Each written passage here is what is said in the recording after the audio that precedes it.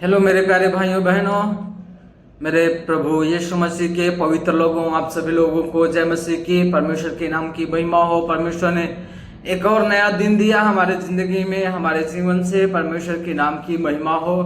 क्योंकि हम लोग जानते हैं कि इस दुनिया में बहुत सारे लोग ऐसे हैं जो आज का दिन देखने नहीं पाए। वो लोग इस दुनिया से चले गए। बहुतों लोगों का कितने एक्सीडेंट हुए होंगे, कितने लोग कितने चिंतित रहे होंगे, अच्छे नींद सोए नहीं होंगे।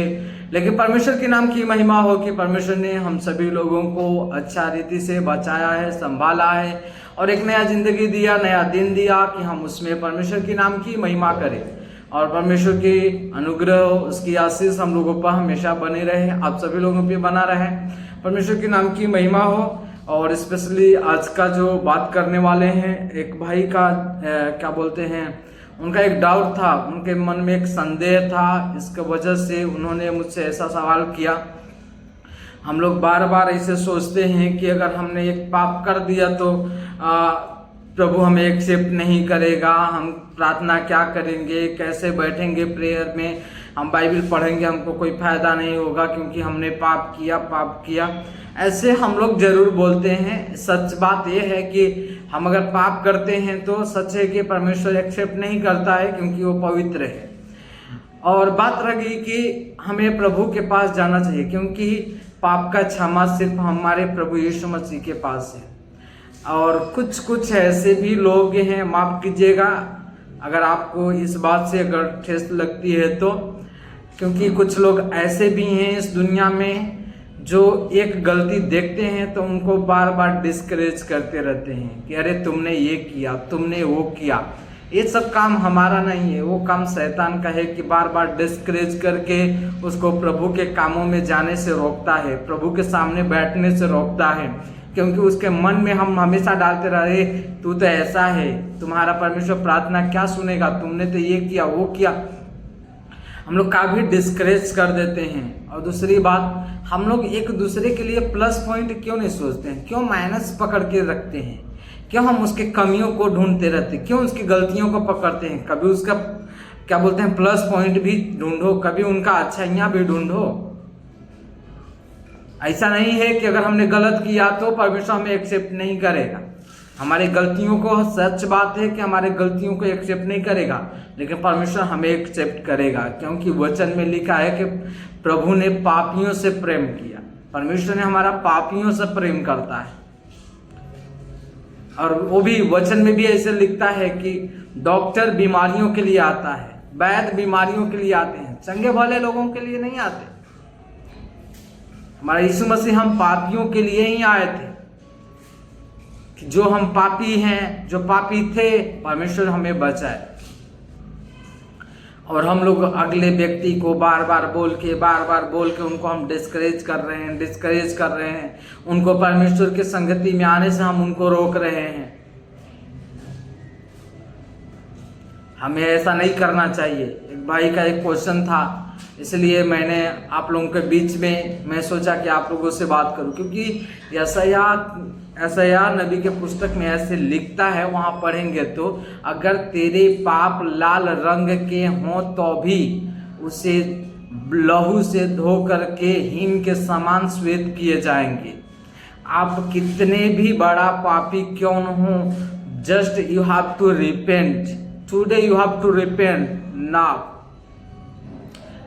अभी अगर आप मन फिराव कर लेते हैं, परमेश्वर उस पाप को उसी समय छुड़ा देता है, उसी समय उससे आपको माफ कर देता है उस पापों से।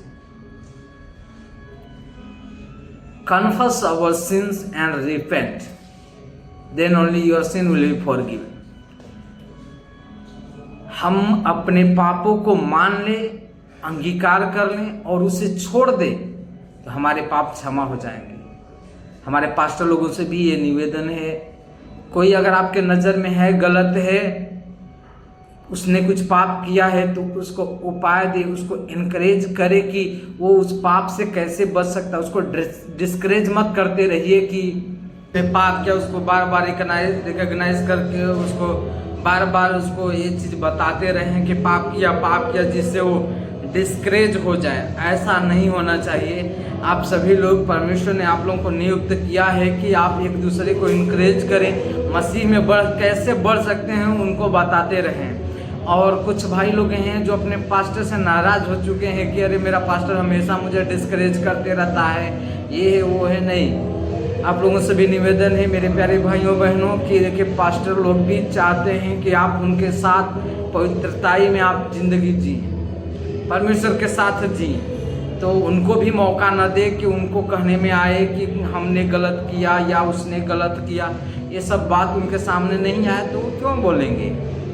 इसीलिए आप लोगों से निवेदन है कि आप एक दूसरे को इनकरेज करते रहें, साहस देते रहें, भरोसा देते रहें, क्योंकि हमारा मसीह बहुत जल्दी ही आने वाला है। और तैयार रहें। और आप इस बात को लेकर के मत बैठ जाइए कि मैंने पाप किया तो परमेश्वर हमको माफ़ नहीं करेगा, वो मुझे नहीं छुड़ाएगा। नहीं, ऐसा कुछ बात नहीं है। अगर आपने पाप किया है और आपने मान लिया, स्वीकार कर लिया, अंगीकार कर लिया और उसे छोड़ दिया, तो आपको परमेश्वर जरूर क्षमा करेगा, आपको माफ़ करेगा और परमेश्वर आपको अपने राज्य के लिए इस्तेमाल भी करेगा।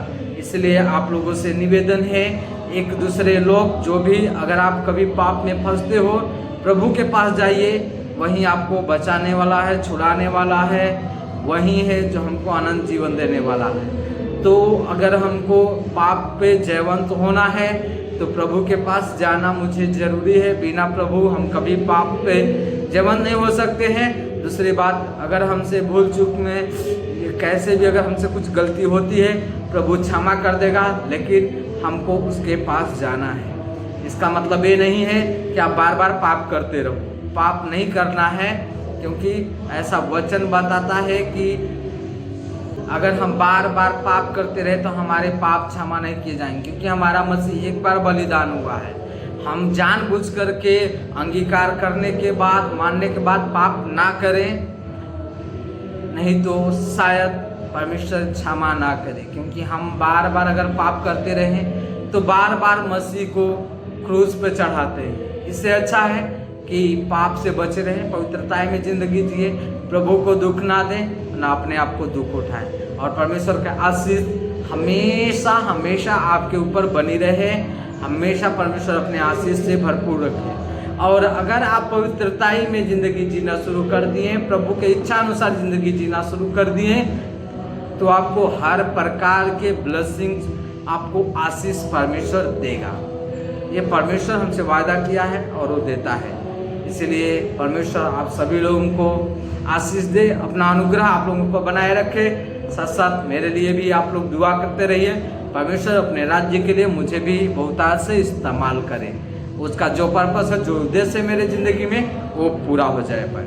आप सभी लोगों को जय मसीह की। परमेश्वर आप लोगों को आशीष दे।